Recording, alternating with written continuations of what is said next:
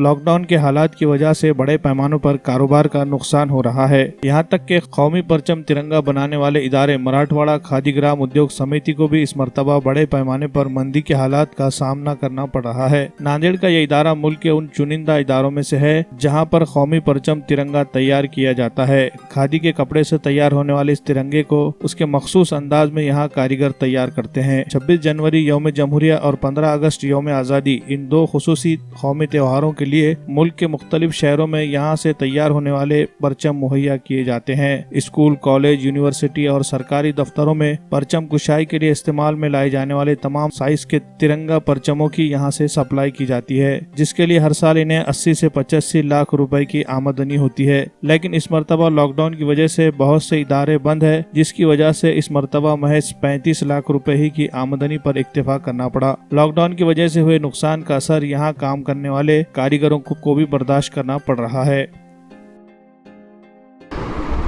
मेरा नाम अरुण रामचंद्र किनगांवकर, महाव्यवस्थापक, मराठवाड़ा खादी ग्रामोद्योग समिति, नांदेड़।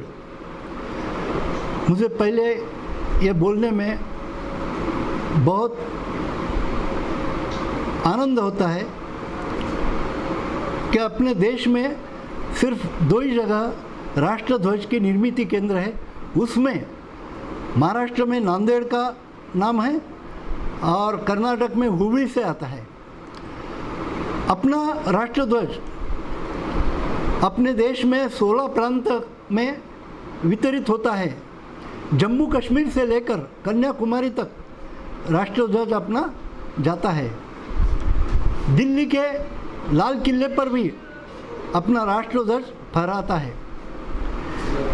मगर इस साल जो कोरोना महामारी की वजह से जो राष्ट्रध्वज निर्मित के ऊपर भी और बिक्री के ऊपर भी जो कुठाराघात हुआ है, जो असर हुआ है, वो बहुत ही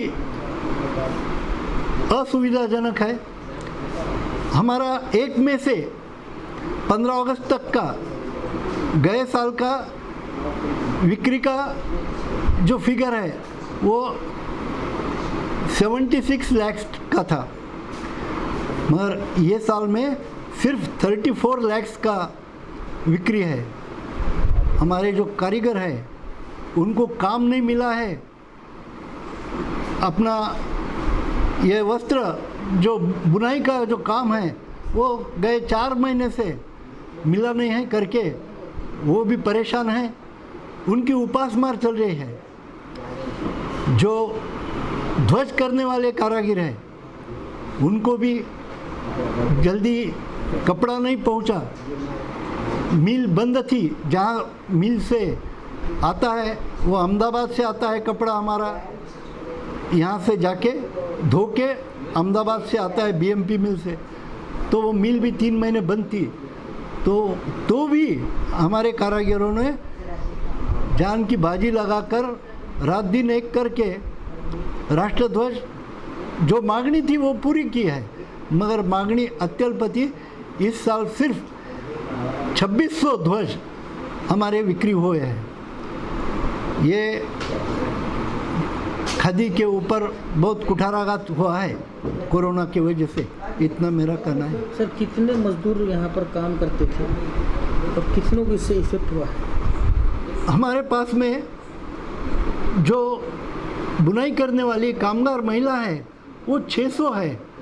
हमारे जो केंद्र है वो स्वामी समर्थ अक्कलकोट जो है वहाँ पर है। दूसरा जो है उदगीर है। तीसरा जो केंद्र है वो औसा को है और चौथा केंद्र जो है वो हमारे कंधार में है। तो ये 4 केंद्रों के आजू बाजू के जो देहात है वो देहात में हमारे चरखे हैं और वहाँ से ये कापड़ की बुनाई होती है और हम ये 100% खादी का वस्त्र जनता तक हम पहुँचाने का कार्य करते हैं।